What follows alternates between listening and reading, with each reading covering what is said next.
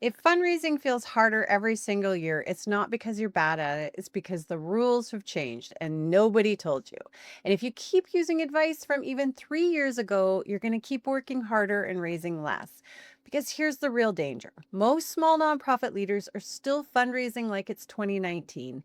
Meanwhile, donors have changed, technology has changed, even tax policy has shifted. And that gap is where burnout lives. You run more events, you apply for more grants, you post more on social media, and somehow the money still feels unpredictable. And I've been fundraising for over 30 years, and I can tell you this moment feels different. This isn't just a new tool cycle or another tactic trend. We're watching a reset in how generosity works, who holds influences, and what donors expect. So by the end of this video, you'll understand the biggest fundraising shifts happening now and what small nonprofits actually need to do differently if they want to stop scrambling and start raising real, stable money. Let's start with one of the biggest shifts almost no one is explaining clearly enough, and that is donors are not just giving anymore, they're gathering. Giving circles and collective giving groups have exploded. In just a few years, thousands of these groups have mobilized hundreds of thousands of dollars and moved billions of dollars. That's not a cute trend, that's a behavior change. And here's what most small nonprofits miss: this isn't just money moving, it's power moving. These donors don't just write checks, they want agency, they want community, they want to decide together where their money goes and why. Many of these groups are women led, values driven, and explicitly focused on equity and social impact. The mindset has shifted from I give to we decide. Now, here's the warning: if your fundraising strategy only speaks to individuals acting alone, you're already behind. If all your messages is built around private, isolated giving, you're missing a growing segment of donors who want shared purpose, not just a receipt. And this shift connects directly to the next one. More foundations are deciding they don't want to exist forever. So instead of slowly distributing money over decades, many family foundations are choosing to spend their funds now. They're looking at climate, housing, inequity, mental health, and saying that these problems are too urgent to wait. On the surface, that sounds like an incredible news: more money, faster decisions, bigger grants. But here's where small nonprofits are getting tripped up.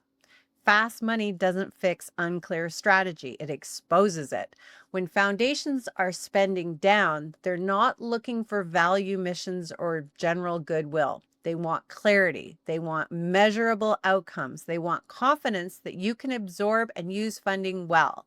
And if your case for support is fuzzy or your plan feels scattered, that urgency will move right past you. This is where many organizations feel frustrated. They see money moving in the sector, but they don't feel like it's in their own bank account. And that brings us to one of the most uncomfortable trends happening. At the same time this innovation is happening, there's a quieter shift that worries me more than almost anything else. Dollars are up, but donors are down. Total charitable giving may look strong in the headlines, but that money is increasingly coming from fewer people. And that changes everything for small nonprofits. When fewer people give, philanthropy slowly becomes something only a handful of wealthy donors participate in. You rely on everyday donors, the $50 gifts, the reoccurring monthly donations, the people who feel personally connected to your mission. When that base shrinks, the pressure on you grows. And this is why giving days and online campaigns have exploded in popularity. They lower the barrier to entry. They create urgency. They bring in first-time donors who might not have given otherwise. Some organizations now raise half their annual revenue in one giving day, and that sounds incredible. But there's a trap hiding inside that success. Giving days are powerful. They create that momentum. They generate the excitement. They bring in brand new donors who may never have heard of you before. And for small nonprofits, that kind of visibility can feel like oxygen.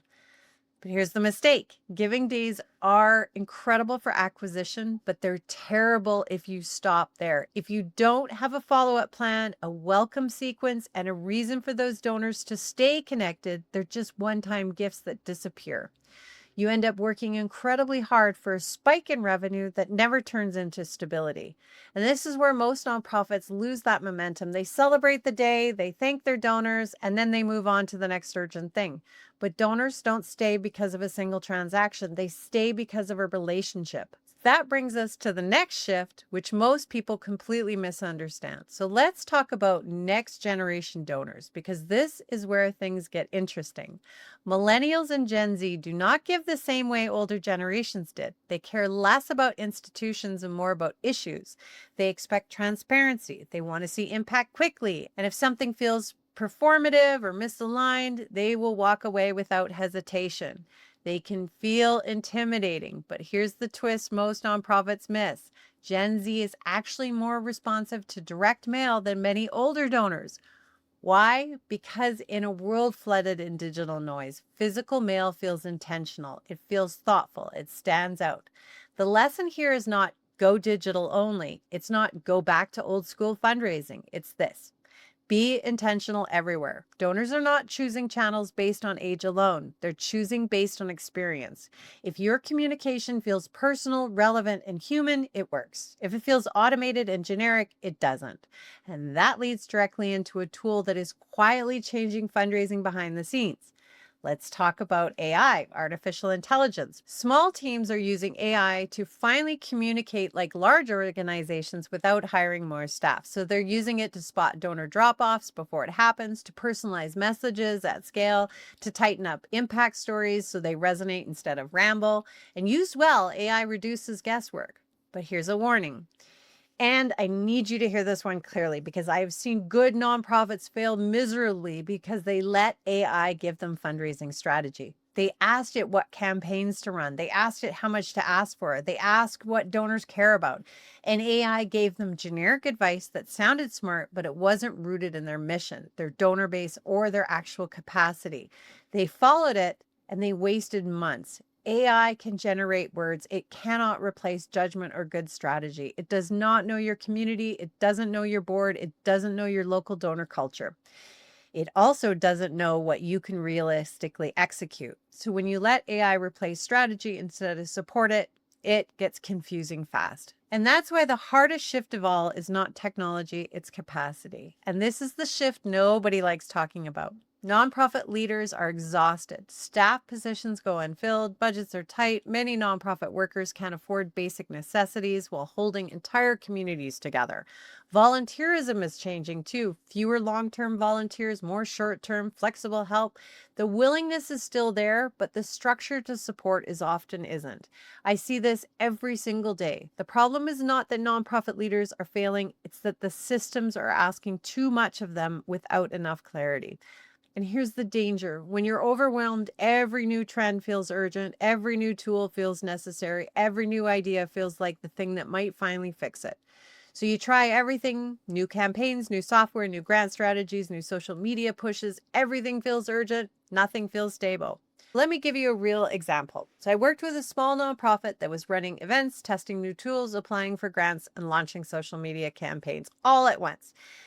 She was exhausted, and the money still felt unpredictable. So we didn't add anything new, though. We slowed everything down. We just did one clear campaign, one giving day with a clear message, one focused donor list, one follow-up system. That was it. And they raised more money in that month than they had the entire year, without the stress or the overwhelm. So that's the key. The future of fundraising is not about doing more. It's about doing fewer things better in the right order with intention. So here's the bottom line. The future of fundraising is not about chasing everything. It's about identifying what actually moves money and focus there. And in the next video, I'm breaking down the #1 nonprofit fundraising strategy that raises more right now, especially for small organizations. And if you want clarity instead of chaos, that's what I do inside my fundraising program. And I've left some information below in the comments. So thank you so much for watching. Make sure you're subscribed. Please drop a comment and a like. It's the best way to support our channel. And I will see you next week.